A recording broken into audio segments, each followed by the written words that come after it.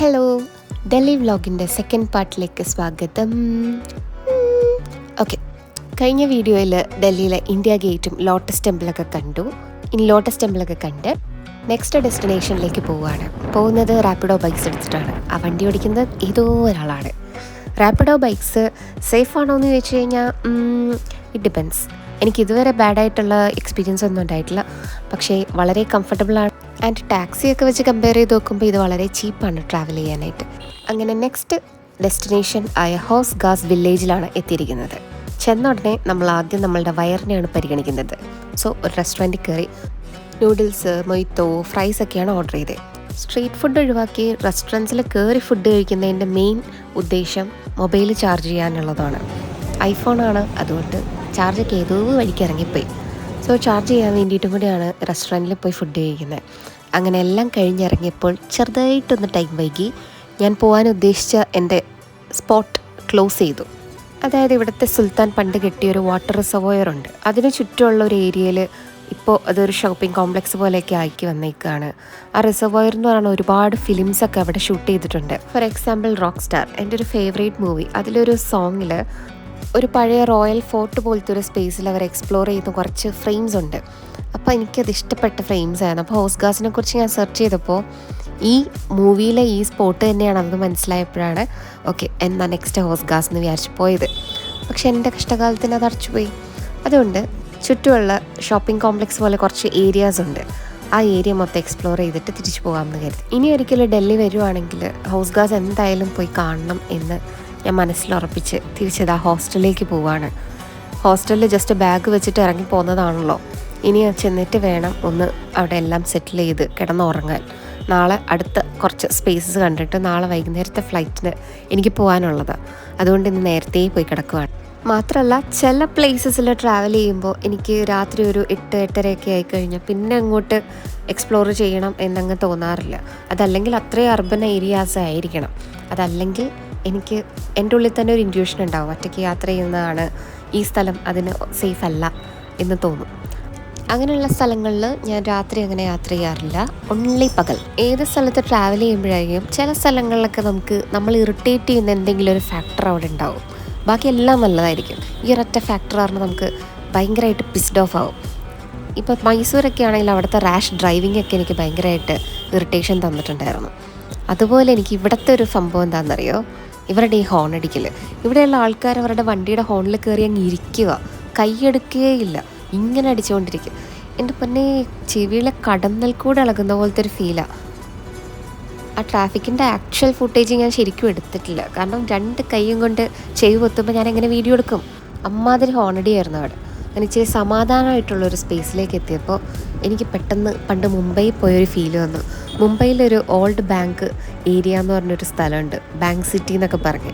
അവിടെ പോകുമ്പോഴുള്ള പോലത്തെ മൊത്തം ലൈറ്റ്സ്, വലിയ ഫ്ലാറ്റുകൾ, അതിൻ്റെ നടുക്കൂടെ നമ്മൾ ഒരു ബ്രിഡ്ജിൽ കൂടെ പോകുന്നു. നല്ല വൈബുള്ളൊരു സ്പേസ്. എനിക്ക് ആ ഒരു നൊസ്റ്റാൾജിയൊക്കെ അടിച്ചു ഈ ഏരിയ കൂടെ പോയപ്പോൾ.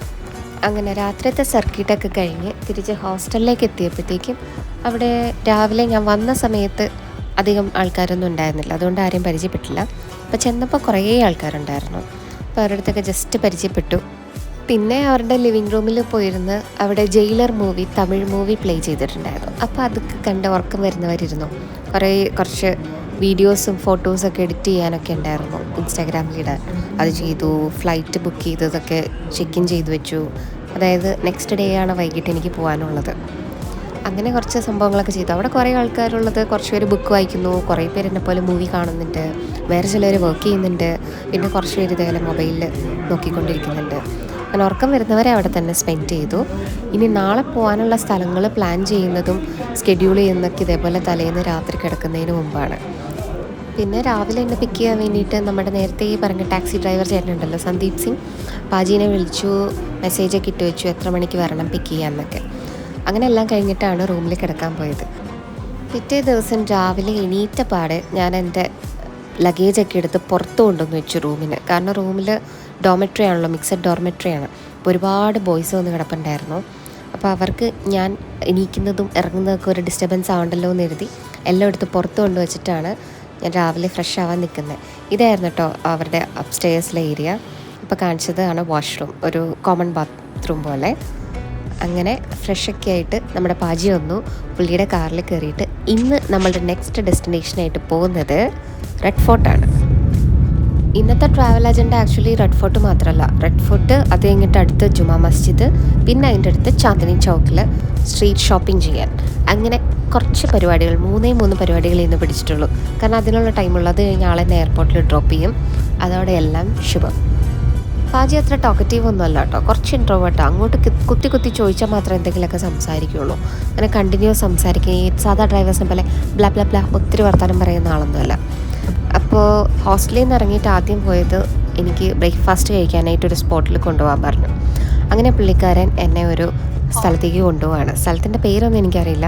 ആൾ പറഞ്ഞു അവിടുത്തെ ബ്രേക്ക്ഫാസ്റ്റ് നല്ലതാണ്, പിന്നെ ഈ ടൈമിൽ അതൊക്കെ ഓപ്പൺ ആയിട്ട് ഉണ്ടാവുള്ളൂ എന്ന് പറഞ്ഞു. ഇന്നലെ കണ്ട ഇന്ത്യ ഗേറ്റിൻ്റെ ഫ്രണ്ടിൽ കൂടെയാണ് പോകുന്നത്. അങ്ങനെ ബ്രേക്ക്ഫാസ്റ്റ് കഴിച്ചിട്ടാണ് റെഡ് ഫോർട്ടിലേക്ക് പോകുന്നത്.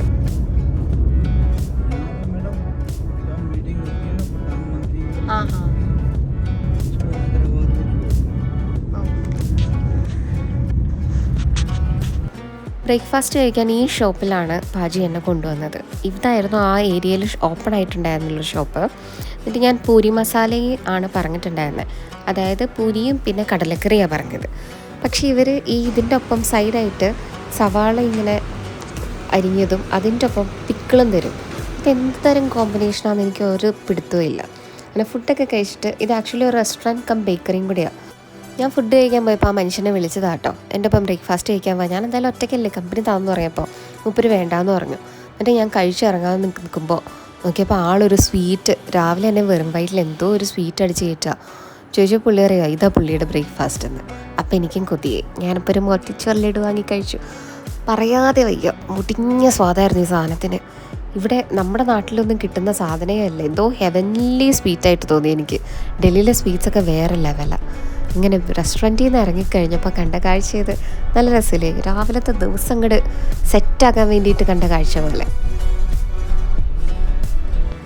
അങ്ങനെ വിശ്വവിഖ്യാതമായ റെഡ് ഫോർട്ടിലേക്ക് പോവുകയാണ് ഗൈസ്. വന്ന് ഡൽഹിയിൽ എനിക്കിപ്പോൾ സൈക്കിൾ റിക്ഷാസ് എന്നൊക്കെ പറയുന്നതും എനിക്ക് വല്ലാത്തൊരു അഡിക്ഷനായി മാറിയിട്ടുണ്ട്. എവിടെ സൈക്കിൾ റിക്ഷ കണ്ടാലും ഞാനിപ്പോൾ അതാണ് ഓപ്റ്റ് ചെയ്യുന്നത്. നല്ല രസമാണ് അതിലിങ്ങനെ പോകാനായിട്ട്. ആളിങ്ങനെ വലിക്കണത് മാത്രമാണ് ഒരു വിഷമം, അത് മാക്സിമം ഒരു ബുദ്ധിമുട്ടാണ്. എന്നാലും ഇതിൽ പോകാൻ നല്ല രസമാണ്. ഇവിടെ എവിടെ തിരിഞ്ഞു കഴിഞ്ഞാൽ ഈ സാധനം മാത്രമേ ഉള്ളൂ. പിന്നെ ഒത്തിരി റേറ്റും ഇല്ല കേട്ടോ. നമ്മൾ ഓട്ടോയിലോ ടാക്സിയിലോ ഒക്കെ പോകുന്നതിനും ചീപ്പാണ്. നമ്മുടെ പാജി എന്നെ അവിടെ ജംഗ്ഷനിലാക്കിയിട്ട് പോയി. അത് കഴിഞ്ഞിട്ട് ഞാൻ റെഡ് ഫോർട്ടിലേക്ക് പോകാനായിട്ട് ടാക്സി അങ്ങോട്ട് പോയി കഴിഞ്ഞാൽ പുള്ളി പെട്ടുപോകും. അത് പറഞ്ഞപ്പോഴത്തേക്കും ഞാൻ പറഞ്ഞു ഞാൻ റിക്ഷ എടുത്തോളാം എന്ന് പറഞ്ഞു. നമുക്ക് റിക്ഷ അഡിക്ഷൻ ആണല്ലോ. അങ്ങനെ റിക്ഷയിൽ അയാൾ എന്നൊരു ഷോർട്ട് കട്ടിൽ കൂടെ റെഡ് ഫോർട്ടിൻ്റെ ഗേറ്റിൽ കൊണ്ടാക്കി തരാമെന്ന് പറഞ്ഞിട്ട് ഒരു ഷോർട്ട് കട്ട് വഴി പോവുക. അവിടെയാണ് ഒരു കട പോലും തുറന്നിട്ടില്ല. നമ്മളുടെ ബ്രോഡ്വേ പോലത്തെ ഒരു സെറ്റപ്പ്, അവിടുത്തെ ഒരു സ്ട്രീറ്റ്.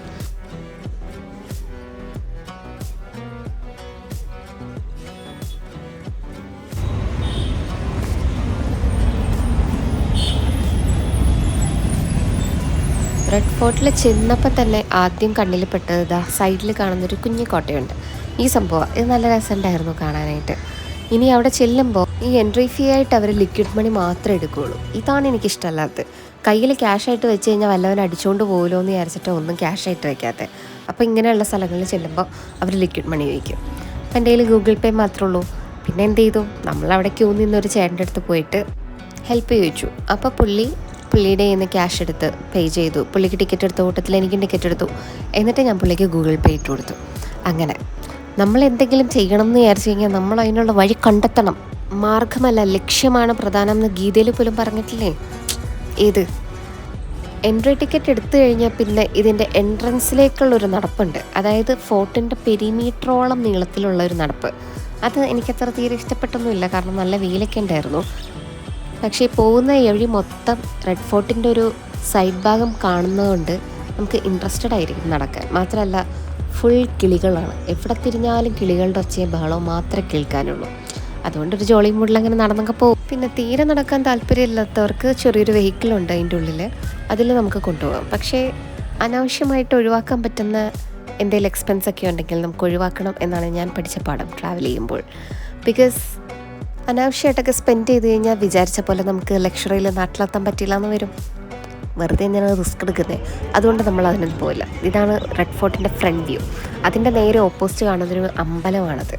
ഇതിൻ്റെ ചുറ്റും ഇതേപോലെ ഫോട്ടോഗ്രാഫേഴ്സാണ്. അതിൽ നല്ലൊരു ഫോട്ടോഗ്രാഫറെ കണ്ടെത്തിയിട്ട് ഞാൻ ആദ്യം നമ്മളുടെ പ്രധാന പരിപാടിയിലേക്ക് കടന്നു, ഫോട്ടോ സെഷൻസ്. ഇവിടെ എനിക്ക് കിട്ടിയ ഫോട്ടോഗ്രാഫർ കുറച്ചുകൂടെ ഫ്രണ്ട്ലി ആയിരുന്നു കേട്ടോ. അതുകൊണ്ട് കുറച്ച് കൂളായിട്ടുള്ള പോസസൊക്കെ എനിക്ക് ചെയ്യാൻ പറ്റി. ഇന്ത്യ ഗേറ്റിൻ്റെ ഫ്രണ്ടിൽ വെച്ചിട്ട് ഫോട്ടോ എടുക്കുമ്പോൾ എനിക്ക് കുറച്ച് ചമ്മലൊക്കെ ഉണ്ടായിരുന്നു. കാരണം ആൾക്കാരൊക്കെ നോക്കുന്നു, പക്ഷേ വല്ലാത്തൊരു ഷൈനസ് ഒക്കെ ഉണ്ടായിരുന്നു പോസ് ചെയ്യാനായിട്ട്. പക്ഷേ ഇപ്പം ഞാൻ കുറച്ചുകൂടെ എക്സ്പീരിയൻസ്ഡ് ആയതുകൊണ്ട് രണ്ടാമത്തെ ഫോട്ടോ സെഷനാണല്ലോ, ഇപ്പം ഒരു നാണമില്ല. എത്ര പേര് അവിടെ നിന്ന് ചുറ്റും നോക്കിയാലും നമ്മൾ നമ്മുടെ പരിപാടി കഴിഞ്ഞിട്ടേ അതിനെയൊക്കെ ബോധർ ചെയ്യാറുള്ളൂ. അതുകൊണ്ട് കുറേ നല്ല ഫോട്ടോസ് എനിക്ക് ഇത്തവണ കിട്ടി. ഫോട്ടോസൊക്കെ എടുത്ത് റെഡ് ഫോർട്ടിലേക്ക് കയറി ചെല്ലുമ്പോൾ ആദ്യം എൻ്റെ മൈൻഡിൽ വന്നത് എന്താണെന്നറിയോ, ഞാൻ ആദ്യമായിട്ട് ചെല്ലാൻ പോകുന്ന ഒരു യുനെസ്കോ ഹെറിറ്റേജ് സൈറ്റാണല്ലോ ഇതെന്നാണ്. ബിക്കോസ് 2007 ഈ റെഡ് ഫോർട്ട് മുഗൾ രാജവംശത്തിൻ്റെ അങ്ങേ അറ്റത്തെ ക്രിയേറ്റിവിറ്റി എന്നൊക്കെ പറഞ്ഞിട്ട് യുനെസ്കോ ഹെറിറ്റേജ് സൈറ്റ് ആക്കിയിട്ടുണ്ടായിരുന്നു. പിന്നെ ഇവിടെയാണല്ലോ എല്ലാ ഇൻഡിപെൻഡൻസ് ഡേക്കും നമ്മളുടെ പ്രൈം മിനിസ്റ്റർ വന്നിട്ട് നാഷണൽ ഫ്ലാഗ് ഹോയിസ്റ്റ് ചെയ്യണതും നേഷൻ അഡ്രസ്സ് ചെയ്യണതും ഒക്കെ. അപ്പോൾ കയറി ചെന്നപ്പോൾ തന്നെ ആദ്യം കണ്ടത് നാഷണൽ ഫ്ലാഗാണ്. ഈ കാറ്റത്ത് നമ്മളുടെ നാഷണൽ ഫ്ലാഗ് ഇങ്ങനെ പറക്കുന്നത് കാണാൻ നല്ല രസമല്ലേ. എനിക്കിങ്ങനെ ബേർഡ്സൊക്കെ പറക്കുന്നത് കാണുന്ന ഒരു മെഡിറ്റേറ്റിംഗ് വ്യൂ പോലെ തോന്നും ഈ നാഷണൽ ഫ്ലാഗ് ഇങ്ങനെ പറക്കുന്നത് കാണുമ്പോൾ.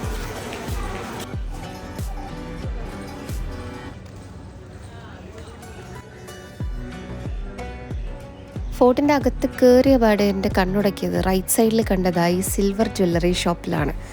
ആ ഒരു ഷോപ്പിരിക്കുന്ന സ്പേസ് എല്ലാം നല്ല ഭംഗിയാണ് കാണാൻ. ഇങ്ങോട്ട് കയറി വരുമ്പോൾ കുറച്ച് ആൾക്കാർ അവിടെ ഇവിടെയൊക്കെ സാധനങ്ങളൊക്കെ വിൽക്കുന്നുണ്ട്.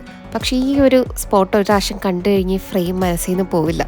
ഈ ഷോപ്പിൻ്റെ ഫ്രണ്ടിൽ നിറച്ച് മരങ്ങളുണ്ട്. അപ്പോൾ ആ മരങ്ങളുടെ നല്ലൊരു തണലും കാറ്റും അത് ഫുള്ളിങ്ങനെ കാറ്റത്തിങ്ങനെ ആടിക്കൊണ്ടിരിപ്പുണ്ട്. വിൻഡിൻ്റെ വിസിൽസ് ഉണ്ട്. അതിൻ്റെ ഒപ്പം ഈ കടയുടെ ആ ഒരു ഫ്രെയിം ഫുൾ ഒരു റെഡ് കളറിലെ ഒരു ബാക്ക്ഗ്രൗണ്ടിൽ ഒരു ആൻറ്റിക് സെറ്റപ്പിൽ ഒരു സിൽവർ ജ്വല്ലറിയുടെ ഒരു ഷോപ്പ്. എനിക്ക് ഈ ഫ്രെയിം ഭയങ്കരമായിട്ട് ഇഷ്ടപ്പെട്ടു. ഈ കടയുടെ ഓണറാണെന്ന് തോന്നിട്ടോ പത്രം വായിച്ചുകൊണ്ടിരിക്കുന്നത്. മൂപ്പര് ഭയങ്കര കോൺസെൻട്രേഷനിൽ പത്രം വായിച്ചുകൊണ്ടിരിക്കുക. ആരെങ്കിലും വരുന്നുണ്ടോ, കടയിൽ നിന്ന് സാധനം വിറ്റ് പോകുന്നുണ്ടോ, ഇതുപോലും ബോധർ ചെയ്യാതിരിക്കുന്ന പോലെ എനിക്ക് തോന്നി. എന്തായാലും ഞാൻ അവിടെ നിന്ന് ഫോട്ടോസൊക്കെ എടുത്ത് എനിക്ക് കുറേ നേരം അവിടുത്തെ ആംബിയൻസൊക്കെ ഒന്ന് എൻജോയ് ചെയ്തിട്ടാണ് ഞാൻ അവിടെ നിന്ന് ഇറങ്ങിയത്. ഇവിടെ നിന്ന് അങ്ങോട്ട് റെഡ് ഫോർട്ടിലേക്ക് തിരിയുമ്പോഴത്തേക്കും ഒരുപാട് ടൂറിസ്റ്റ് ഗൈഡുകൾ വന്ന് നമ്മളിങ്ങനെ പുതിയ അവരെയൊക്കെ ഇഗ്നോർ ചെയ്തിട്ട് ഞാനങ്ങ് നടന്നു. അതിനർത്ഥം ഇവിടുത്തെ ഹിസ്റ്ററിയും ജോഗ്രഫിയും എല്ലാം ഞാൻ അരച്ചിളക്കി കുടിച്ചിട്ടുണ്ട് എന്നുള്ളതല്ല. എനിക്കതിനെക്കുറിച്ച് വലിയ കാര്യമായിട്ടൊന്നും അറിയില്ല. റെഡ് ഫോർട്ടിനെ കുറിച്ച് വളരെ വേഗമായിട്ടുള്ള കുറച്ച് ഫാക്ട്സ്, അതും റാൻഡമായിട്ട് ഗൂഗിളിൽ സെർച്ച് ചെയ്യുമ്പോൾ കിട്ടുന്ന കാര്യങ്ങളല്ലാതെ എനിക്ക് കാര്യമായിട്ട് അതിനെക്കുറിച്ച് ഒന്നും അറിയില്ല. പിന്നെ നമ്മളിങ്ങനെ ടൂറിസ്റ്റ് സ്പോട്ടിൽ കൂടെ നടക്കുന്ന സമയത്ത് കാശ് കൊടുത്ത് ഗൈഡിന് വെച്ച ആൾക്കാരുടെ സൈഡിൽ കൂടെ പോകുമ്പോൾ അറ്റവും മൂലയും കുറച്ച് കഥകളൊക്കെ കേൾക്കുമല്ലോ, അവരുടെ ഗൈഡ് പറഞ്ഞു കൊടുക്കുന്നത്, അത് കേട്ടിട്ടുള്ള പരിചയം. പിന്നെ ഏതെങ്കിലും ഒരു സ്പോട്ട് കണ്ടിട്ട് ഇതെന്താണെന്ന് അറിയാനൊരു ക്യൂരിയോസിറ്റി ഒക്കെ തോന്നിക്കഴിഞ്ഞാൽ ഗൂഗിൾ ലെൻസല്ലേ ഇരിക്കുന്നേ, ഫോട്ടോ എടുത്ത് അടിച്ചു കൊടുക്കുക, അപ്പം തന്നെ വരും ഇതെന്താ സംഭവം എന്ന്. അതല്ലാതെ കാശ് കൊടുത്തിട്ടുള്ള സർവീസൊന്നും നമുക്ക് താല്പര്യമില്ല. അപ്പോൾ റെഡ് ഫോർട്ടിനെ കുറിച്ച് ഞാൻ ഇവിടെ വന്ന് കേട്ടതും അറിഞ്ഞതുമായിട്ടുള്ള കുറച്ച് കാര്യങ്ങൾ പറയാം. അതായത് റെഡ് ഫോർട്ട് പണി കഴിപ്പിച്ചത് നമ്മളുടെ സ്വന്തം ഷാജഹാൻ ചക്രവർത്തിയാണ്. അതായത് മുഗൾ രാജാവായിട്ടുള്ള നമ്മളുടെ താജ്മഹലൊക്കെ പണി കഴിപ്പിച്ചുള്ള അതേ മൂപ്പര്. ഇത് കംപ്ലീറ്റ് ചുവന്ന കല്ല് വെച്ച് ഉണ്ടാക്കിയേക്കുന്നതുകൊണ്ടാണ് ഇതിനേക്ക് ലാൽ കില അഥവാ റെഡ് ഫോർട്ട് എന്നൊക്കെ പേര് വന്നേക്കുന്നത്. ഈ കാണുന്ന ബിൽഡിങ്ങിന് ദിവാനയാം എന്നാണ് പേരുള്ളത്. അതായത് ജനങ്ങളെ അഡ്രസ്സ് ചെയ്യുന്ന ഒരു സ്പോട്ടായിരുന്നു ഇത്. ഈ പരാതികൾക്ക് മറുപടി പ്രതികരണങ്ങൾ എന്ന് പറഞ്ഞാൽ എല്ലാ പ്രശ്നങ്ങളും സോൾവ് ചെയ്യുന്നതും കേൾക്കുന്നതും ഒക്കെ ഈ ഒരു സെറ്റപ്പിൽ വെച്ചിട്ടായിരുന്നു. ഇപ്പം ഞാൻ ഇരിക്കുന്നത് ആ ഒരു നടുമുറ്റത്ത് ആ ഒരു റോയൽ കോർട്ട്യാർഡിൻ്റെ അവിടെയാണ്. എൻ്റെ തൊട്ട് ബാക്കിൽ ഒരുപാട് പേരിന്ന് സെൽഫിയൊക്കെ എടുക്കുന്ന ഒരു പോർഷനുണ്ട്. അതിൻ്റെ ഉള്ളൊരു ഗ്ലാസിൻ്റെ ഉള്ളിൽ ഇവിടുത്തെ റോയൽ ത്രോൺ വെച്ചിട്ടുണ്ട്. അതായത് പീകോക്ക് ത്രോൺ, ഭയങ്കര ഫേമസ് ആയിട്ടുള്ള ഷാജഹാൻ പണി കഴിപ്പിച്ചിട്ടുള്ള മയൂരാസനം. അതിൻ്റെ പ്രത്യേകത അതിൻ്റെ സൈഡിൽ മൊത്തം പീകോക്കിനെ ഇങ്ങനെ എച്ച് ചെയ്ത് കാവ് ചെയ്തൊക്കെ വെച്ചിട്ടുണ്ട്. ഭയങ്കര കോസ്റ്റ്ലി ആയിട്ടുള്ള ഒരു ത്രോണാണ്. പക്ഷേ ഇത് ഇവിടെ വച്ചിരിക്കുന്ന ഒരു റെപ്ലിക്ക മാത്രമാണ്. കാരണം പണ്ടേ ആൾക്കാർ വന്നത് കടിച്ചുകൊണ്ട് പോയി ഒറിജിനൽ സാധനം. ഇപ്പോൾ ഇവിടെ വച്ചിരിക്കുന്ന ഒറിജിനലൊന്നും അല്ല. അല്ലെങ്കിൽ തന്നെ ഇത്ര ഓപ്പൺ ആയിട്ടുള്ള സ്പേസിൽ ആരെങ്കിലും ഇത്ര ഒറിജിനൽ ആയിട്ടുള്ള സാധനം വയ്ക്കുമോ? ഇത് ചുമ്മാ റെപ്ലിക്ക. ഇനി ദിവാനായ ബിൽഡിംഗ് ഒക്കെ കഴിഞ്ഞ് ഫ്രണ്ടിലേക്ക് പോകുമ്പോൾ ഇതുപോലൊരു ബ്യൂട്ടിഫുൾ ഗാർഡൻ സെറ്റ് ചെയ്ത് വെച്ചിട്ടുണ്ട്. അവിടെ ഒരുപാട് ബിൽഡിങ്സും ചെറിയൊരു പൂൾ സെറ്റപ്പൊക്കെ ചെയ്ത് വെച്ചിട്ടുണ്ട്. ഈ ബിൽഡിങ്സിന് ഓരോന്നിനും ഓരോ പേരാട്ടോ. ഇപ്പം നേരെ കാണുന്ന ആ ബിൽഡിംഗ് ഉണ്ടല്ലോ, അതിൻ്റെ പേര് മുംതാസ് മഹൽ എന്നാണ്. അതായത് നമ്മുടെ ഷാജഹാൻ്റെ ഏറ്റവും പ്രിയപ്പെട്ട ഭാര്യ ഉണ്ടല്ലോ, പുള്ളിക്കാരുടെ പേരിലുള്ളതാണ് ആ ബിൽഡിങ്. അത് ആക്ച്വലി ഇപ്പോൾ അവിടുത്തെ മ്യൂസിയമാണ്. ഇനി സൈഡിൽ കുറേ ബിൽഡിങ്സ് ഉണ്ട്, അതിന് ഓരോന്നിനും പേരൊക്കെ ഉണ്ട്. ഈ ഏരിയ ഭയങ്കര പീസ്ഫുള്ളുമാണ്. മാത്രമല്ല മൊത്തം കിളികളാണ് ഇവിടെ. കിളികൾ എന്ന് വെച്ച് കഴിഞ്ഞാൽ കൂടുതലും പ്രാവുകൾ. ഈ ഏരിയയിൽ കുറേ നേരം ഇരിക്കാൻ തോന്നും കേട്ടോ. നമുക്ക് എത്ര നേരം ഇരുന്ന് കഴിഞ്ഞാലും ടൈം പോകുന്ന അറിയില്ല. അത്രയ്ക്ക് നല്ലൊരു പീസ്ഫുൾ അറ്റ്മോസ്ഫിയറാണ് ഇവിടെ. മൊത്തത്തിൽ കാറ്റ്, ആ ഒരു കിളികളുടെ ഒച്ച, ഭയങ്കര സമാധാനം എന്ന് പറഞ്ഞൊരു സാധനം ഉണ്ടല്ലോ, ആ സാധനം നന്നായിട്ട് ഫീൽ ചെയ്യും ഏരിയയിൽ. ഇത് മുംതാസ് മഹൽ നോക്ക്, അതിൻ്റെ മേലിൽ മൊത്തം കിളികൾ ഇങ്ങനെ വന്നുകൊണ്ടിരിക്കുക. ഈ ഷാജഹാൻ്റെ പത്നിയാണല്ലോ ഈ മുംതാസ്. ഞാൻ ആലോചിക്കാം, മൂപ്പര് ഒരുപാട് ഭാര്യമാരുണ്ട്, അതിലൊരു ഭാര്യ മാത്രമാണ് മുംതാസ്. എന്നിട്ട് പുള്ളിക്കാരനോടൊരു സ്പെഷ്യൽ സ്നേഹം തോന്നിയതിൻ്റെ പേരിൽ പുള്ളിക്കാരുടെ പേര് ഇപ്പോഴും ആൾക്കാർ ഓർത്തിരിക്കുക. എന്തായാലും ഒരു രാജാവിന് ഒരുപാട് ഭാര്യമാരിൽ ഒരാളോട് മാത്രമേ ഒരു ഇഷ്ടം തോന്നിയതുകൊണ്ട് പേരിൽ ഇത്ര കാലം കഴിഞ്ഞിട്ടും ആളിപ്പോഴും ഫേമസാണ്. മുംതാസ് എന്ന് പറഞ്ഞാൽ ആർക്കറിയാത്ത ലൈഫ് തന്നെ അല്ലേ. എത്ര ബിൽഡിങ്ങാണ് പുള്ളിക്കാരുടെ പേരിൽ. ഈ കാണുന്നൊരു സ്ഥലമുണ്ടല്ലോ, ഇതിൻ്റെ പേര് ഹമാം എന്ന് അവിടെ എഴുതി വെച്ചിരിക്കുന്നത്. ഹമാം എന്ന് കേട്ടപ്പോൾ തന്നെ നമുക്ക് സോപ്പിൻ്റെ പേര് എനിക്ക് ഓർമ്മ വന്നത്. പക്ഷേ ഇറ്റ്സ് കണക്റ്റഡ്. ഇത് അവരുടെ കുളിക്കുന്ന ഏരിയ ആണ്. പണ്ടത്തെ രാജാക്കന്മാരും രാജ്ഞിമാരും ഒക്കെ അവരുടെ കുളിക്കുന്ന ഏരിയ, ഡ്രസ്സ് മാറുന്ന ഏരിയ അതാണ്. പക്ഷേ ഇതിൻ്റെ ഫണ്ണിയസ്റ്റ് പാട്ട് എന്താണെന്നറിയോ? ഇതിനോട് തൊട്ട് ചേർന്നുള്ളത് ദിവാൻ ഐഗാസ് എന്ന് പറഞ്ഞിട്ടുള്ള ഒരു രാജാവിൻ്റെ പ്രൈവറ്റ് മീറ്റിങ്സ്, ഏറ്റവും പേഴ്സണലായിട്ടുള്ള മീറ്റിങ്സ്, ഒരു ചിൽ സ്പോട്ടൊക്കെ ആയിട്ടുള്ള ഈ ഒരു സ്ഥലത്തിൻ്റെ ബാക്കിലാണ് ഈ കുളിക്കുന്ന സ്ഥലം വന്നേക്കുന്നത്. അതെന്തിനാ അവിടെ കൊണ്ട് വെച്ചല്ലേ? എന്തായാലും ദിവാനിദാസ് കാണാനായിട്ട് സൂപ്പറായിരുന്നു. ഇതിൻ്റെ ആ മാർബിളാണ്, മൊത്തത്തിൽ മാർബിളാണ്. ഇവിടെയായിരുന്നു ആക്ച്വലി നേരത്തെ പറഞ്ഞ പീകോക്ക് ത്രോൺ ഉണ്ടല്ലോ, ആ ഒരു സിംഹാസനം ആദ്യം ഇവിടെയായിരുന്നു വെച്ചിരുന്നത്. പിന്നീട് അതെടുത്ത് നമ്മളുടെ ദിവാൻ അയാമിൽ കൊണ്ട് വെച്ചതാണ്. ഇവിടുത്തെ മാർബിൾ താഴെ മൊത്തം മാർബിൾ, മേളിലും മാർബിളാണ്. പക്ഷേ അതിൽ ഫുൾ കൊത്തുപണി ചെയ്തിട്ടുണ്ട്. അതിൽ ഭയങ്കര മൈന്യൂട്ടായിട്ടുള്ള കുറേ ഫ്ലോറൽ വർക്കുകൾ, എന്തൊക്കെയാണോ ചെയ്ത് വയ്ക്കാൻ പറ്റുന്നത്. നമ്മളിങ്ങനെ അന്താളിച്ചിരിക്കും, ഇതൊക്കെ എങ്ങനെ കൊത്തിപ്പണിത് ഉണ്ടാക്കിയെന്ന്. ആ മീറ്റിംഗ് സ്പോട്ടായിട്ടുള്ള ദിവാൻ ഐഗാസിനോട് ചേർന്ന് ഒരു മോസ്ക് ഉണ്ട്, അതാണ് ഈ കാണുന്നത്. പക്ഷേ ഇത് പണികഴിപ്പിച്ചത് നമ്മളുടെ ഷാജഹാൻ അല്ല, മൂപ്പരുടെ മകനായ ഔറംഗസേബാണ് ഇത് പണികഴിപ്പിച്ചത്. അതായത് ഈ പഴയ കൊട്ടാരങ്ങളിലൊക്കെ അവരുടേതായിട്ടുള്ളൊരു ഉള്ളിലൊരു പ്രൈവറ്റ് അമ്പലമൊക്കെ കാണുമല്ലേ, അതുപോലെ ഒരു പ്രൈവറ്റ് മോസ്ക്. ഇത് മോസ്റ്റ്ലി ഈ ഔറംഗസേബിനും അതേപോലത്തെ അവിടുത്തെ റോയൽ ലേഡീസിനൊക്കെ വന്ന് പ്രാർത്ഥിക്കാനായിട്ട് വേണ്ടിയിട്ട് ഒരു പേഴ്സണൽ മോസ്ക് ഉണ്ടാക്കിയതാണ്. ഇത് കംപ്ലീറ്റ് പ്യോർ മാർബിളാണ്. അതുകൊണ്ട് തന്നെ ഇതിന് വേറൊരു പേരുള്ളത് പേൾ മോസ്ക് എന്നാണ്. ഈ റെഡ് ഫോർട്ടിൽ വരുമ്പോൾ ഏറ്റവും കൂടുതൽ കിളികൾ ഇങ്ങനെ കംപ്ലീറ്റ് കവർ ചെയ്തേക്കുന്ന ഒരു ഏരിയ ഈ മുംതാസ് മഹലും ഈ മോസ്കുമാണ്. അതുകൊണ്ട് കുറേ നേരം അതിങ്ങനെ നോക്കി നിൽക്കും. എനിക്കിങ്ങനെ കിളികളൊക്കെ കുറേ കാണാൻ ഭയങ്കര ഇഷ്ടമായതുകൊണ്ട് കുറേ നേരം അതും വായി നോക്കിയൊക്കെ ഇങ്ങനെ നിന്നു. ഒരുപാട് നേരം എനിക്ക് റെഡ് ഫോർട്ടിൽ എക്സ്പ്ലോർ ചെയ്യണം എന്ന് ആക്ച്വലി ആഗ്രഹമുണ്ടെങ്കിലും എൻ്റെ ടൈം വളരെ ലിമിറ്റഡ് ആയതുകൊണ്ടും എനിക്ക് മാക്സിമം കവർ ചെയ്യാൻ പറ്റുന്ന സ്ഥലങ്ങൾ കാണണം എന്നുള്ള ആഗ്രഹമുള്ളതുകൊണ്ട് ഞാൻ പെട്ടെന്ന് തന്നെ അവിടെ നിന്ന് ഇറങ്ങി. ഇതുവരെ ഡൽഹി വന്നിട്ട് ഞാൻ ആകെ ഇന്ത്യ ഗേറ്റും ലോട്ടസ് ടെമ്പിളും മാത്രമേ കണ്ടിട്ടുള്ളൂ. പക്ഷേ അതൊന്നും കണ്ടിട്ടും എനിക്ക് അങ്ങോട്ട് ഒരു സാറ്റിസ്ഫാക്ഷൻ എന്ന് പറഞ്ഞൊരു സംഭവം കിട്ടുന്നുണ്ടായിരുന്നില്ല. എന്തോ നമുക്ക് ഒരു നിറവ് വരണമല്ലോ, ആ ഒരു സാധനം എനിക്ക് കിട്ടിയില്ല. പക്ഷേ അതെനിക്ക് കിട്ടിയത് ഇവിടെയാണ്. അത് സത്യം പറഞ്ഞു കഴിഞ്ഞാൽ ഡൽഹിയിൽ വന്നിട്ട് ആ ഡൽഹി ട്രാവൽ ചെയ്തു, ഇല്ല എക്സ്പ്ലോർ ചെയ്തു എന്നുള്ള പറഞ്ഞിട്ട് മനസ്സിന് അല്ലെങ്കിൽ ആത്മാവിനൊരു മോക്ഷം കിട്ടിയത് ഈ റെഡ് ഫോർട്ടിൽ വന്നതാണ്. ഇവിടുത്തെ ആംബിയൻസ്, ഇവിടുത്തെ കാഴ്ചകൾ എല്ലാം എനിക്ക് എൻ്റെ ടോപ്പ് ഫേവറേറ്റ്. ഞാൻ പോയ സ്ഥലങ്ങളിൽ വളരെ ചുരുക്കം സ്ഥലമാണ് പോയതെങ്കിലും അതിലെൻ്റെ ടോപ്പ് ഫേവറേറ്റ് ഏതാണെന്ന് വെച്ച് കഴിഞ്ഞാൽ I would choose Red Fort. എനിക്ക് വളരെ ഇഷ്ടപ്പെട്ടു റെഡ് ഫോർട്ട്. അങ്ങനെ മനസ്സോടെ എനിക്ക് ഇഷ്ടപ്പെട്ടൊരു സ്ഥലം വിട്ടതാ ഞാൻ ഇറങ്ങുകയാണ്. ഈ ഇറങ്ങി പോകുന്ന വഴിക്ക് ഞാനൊരു ഫാമിലീനെ പരിചയപ്പെട്ടു, അതായത് ഒരു ഹസ്ബൻഡും വൈഫും. അവരിങ്ങോട്ട് വന്ന് എൻ്റെ അടുത്ത് സംസാരിച്ചു. പുള്ളി മിലിറ്ററിയിലുള്ള ആളാണ്. ഈ സോളോ ട്രാവൽ ചെയ്യുമ്പോൾ ഞാൻ ഇതിനു മുമ്പും പറഞ്ഞിട്ടുണ്ട്, ഗേൾസ് കുറച്ചൊക്കെ പ്രിവിലേജ്ഡ് ആണ്. ഒരേ സമയം പ്രിവിലേജ്ഡും അൺപ്രിവിലേജ്ഡും ആയിട്ടുള്ളൊരു സ്പീഷ്യസാണ് ഗേൾസ്. എനിക്ക് കൂടുതലും പ്രിവിലേജ് ആയിട്ടുള്ളൊരു മൊമെൻറ്റ്സേ ഉണ്ടായിട്ടുള്ളൂ. അതായത് നമ്മൾ ഒറ്റയ്ക്ക് ട്രാവൽ ചെയ്യുമ്പോൾ ഇങ്ങോട്ട് വന്ന് നമ്മളുടെ അടുത്ത് പരിചയപ്പെടും ആൾക്കാർ. എവിടെ നിന്നാണ് വരുന്നത്, ഒറ്റയ്ക്കാണോ? അവർക്ക് ഭയങ്കര അത്ഭുതമാണ് ഗേൾസ് ഒറ്റയ്ക്ക് ട്രാവൽ ചെയ്യുന്നത്. എല്ലാവർക്കും അല്ല കേട്ടോ, ചില ആൾക്കാർ. പക്ഷേ എനിക്ക് തോന്നുന്നില്ല ബോയ്സ് ഒറ്റയ്ക്ക് ട്രാവൽ ചെയ്യുമ്പോൾ എല്ലാവരും ഇങ്ങനെ അങ്ങോട്ട് പോയിട്ട് ഫാമിലീസൊക്കെ പോയി പരിചയപ്പെടുമെന്ന്. ഉണ്ടാവാം, ട്രാവലിനോട് ക്രേസുള്ള ആൾക്കാർ ചിലപ്പോൾ പോയി മിണ്ടുമായിരിക്കും. പക്ഷേ ഗേൾസ് ആണെങ്കിൽ എന്തായാലും വന്ന് മിണ്ടും. അങ്ങനെ അവരെ സംസാരിച്ച് അവരുടെ അടുത്ത് വർത്തമാനമൊക്കെ പറഞ്ഞിട്ട് അവിടെ നിന്ന് ഇറങ്ങി ഒരു റിക്ഷ എടുത്തിട്ട് അടുത്ത സ്പോട്ടിലേക്ക് പോവാണ്. അടുത്ത സ്ഥലം നമ്മളുടെ ഡെസിഗ്നേഷൻ എന്ന് പറയുന്നത് ജുമാ മസ്ജിദാണ്. ഈ റെഡ് ഫോർട്ടിനോട് ചേർന്നിട്ടുള്ള ജുമാ മസ്ജിദാണ്. അത് തമ്മിലുള്ളൊരു കണക്ഷൻ എന്താണെന്ന് വെച്ച് കഴിഞ്ഞാൽ അത് പണിതതും ഷാജഹാനാണ്. ആക്ച്വലി ഈ മസ്ജിദിലേക്ക് പോകാൻ നേരം ഞാൻ വളരെ എക്സൈറ്റഡ് ആയിരുന്നു. കാരണം ഞാൻ വളർന്നു വന്ന സാഹചര്യം, എൻ്റെ ചുറ്റുപാട് നെയ്ബർഹുഡ് എന്ന് പറയുന്നത് കംപ്ലീറ്റ് മുസ്ലിംസാണ്. അതുകൊണ്ട് തന്നെ ഇവിടെയുള്ള എല്ലാ ജംഗ്ഷൻ്റെ അടുത്തും ഓരോ മോസ്ക്, മുസ്ലിം പള്ളികളുണ്ട്. പക്ഷെ ഒന്നിൽ പോലും എനിക്ക് ഇന്നേ വരെ കയറാൻ പറ്റിയിട്ടില്ല. കാരണം ലേഡീസ് അലൗഡ് അല്ലല്ലോ. അമ്പലങ്ങളിലും ക്രിസ്ത്യൻ പള്ളികളിലൊക്കെ കയറിയിട്ടുണ്ടെങ്കിലും മുസ്ലിം പള്ളിയിൽ ഇതുവരെ കയറാൻ പറ്റാത്തതിൻ്റെ ഒരു നിരാശ എനിക്കുണ്ടായിരുന്നു. അതുകൊണ്ടാണ് മസ്ജിദിൽ കയറാൻ ഇവിടെ എല്ലാവർക്കും ഓപ്പൺ ആണെന്ന് കേട്ട് കഴിഞ്ഞപ്പോൾ ഞാൻ വളരെ എക്സൈറ്റഡ് ആയത്. എനിക്കതിൻ്റെ ഉള്ളിൽ എന്താണെന്നുള്ളത് കാണണം, അതിൻ്റെ അകത്ത് എന്താ നടക്കുന്നതെന്ന് കാണണം. അതിന് വേണ്ടിയിട്ട് ഓടിപ്പിടിച്ച് തന്നതാണ്. ചെന്ന് കണ്ടു കഴിഞ്ഞപ്പോഴത്തേക്കും എനിക്ക് പെട്ടെന്ന് തോന്നിയത് നമ്മളുടെ റെഡ് ഫോർട്ടിൻ്റെ ഒരു പോർഷൻ എടുത്ത് മുറിച്ച് വെച്ച പോലെ. ബിക്കോസ് രണ്ടും റെഡാണ്. പക്ഷേ ഇത് റെഡ് ഫോർട്ടിൻ്റെ പോലത്തെ സാൻഡ് സ്റ്റോണും റെഡ് സാൻഡ് സ്റ്റോണും പിന്നെ മാർബിളും മിക്സാണ്. രണ്ടും ഉണ്ട് ഇവിടെ.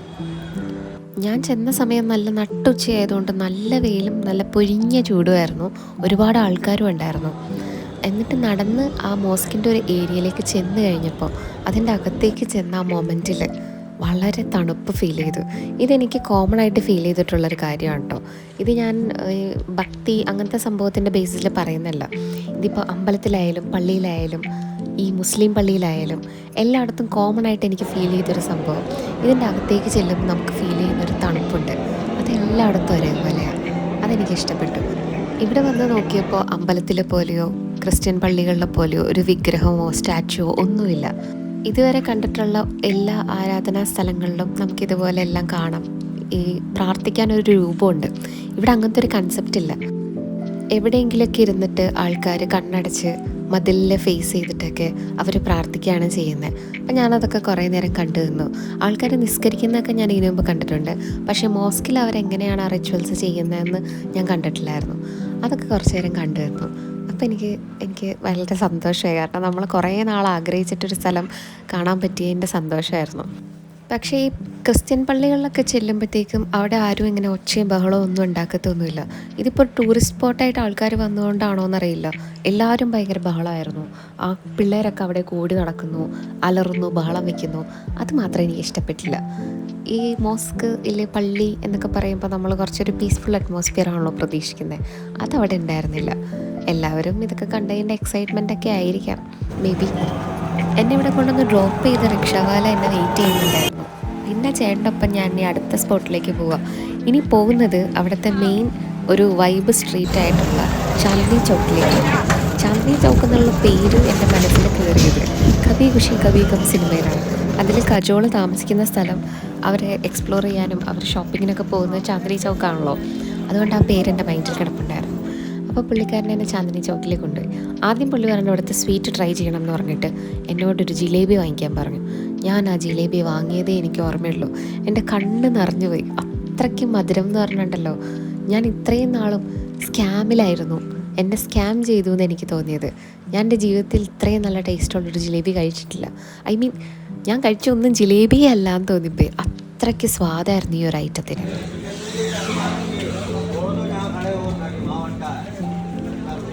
ചാന്ദ്നി ചൗക്കിൽ ഞാൻ വലിയ ഷോപ്പിങ്ങൊന്നും നടത്തിയില്ല. അവിടെയുള്ള എല്ലാ കണ്ണി കണ്ട കടയിലും കയറി ഇറങ്ങി അവിടുത്തെ ഓരോന്നൊക്കെ കണ്ട് ഭംഗിയൊക്കെ ആസ്വദിച്ചിട്ട് തിരിച്ച് ഞാൻ ഡൽഹി എയർപോർട്ടിലേക്ക് എത്തി. കാരണം എൻ്റെ ഫ്ലൈറ്റിൻ്റെ ടൈം ആയിട്ടുണ്ടായിരുന്നു. ഈ ഒരു 48 hours കൊണ്ട് ഡൽഹി കാണാമെന്നുള്ളതൊരു ബിഗ് ബ്ലണ്ടറൊക്കെ തന്നെയാണ്. പക്ഷെ എന്നെ സംബന്ധിച്ച് something is better than nothing അല്ലേ. ഒന്നും കാണാത്തതിലും ഭേദമാണ് എന്തെങ്കിലുമൊക്കെ കാണുന്നത്. ഇതിപ്പോൾ ഞാൻ 4 സ്പോട്ടേ കണ്ടിട്ടുള്ളൂ ഡൽഹിയിൽ. പക്ഷേ അല്ലെങ്കിൽ തന്നെ ഡൽഹി ഇപ്പോൾ ആരും എടുത്തുകൊണ്ട് പോകാനൊന്നും പോകുന്നുണ്ടല്ലോ. അവിടെ തന്നെ ഉണ്ടാവുമല്ലോ. ഞാൻ ഇനിയും വരും, ബാക്കിയുള്ള സ്ഥലങ്ങളും കാണാം.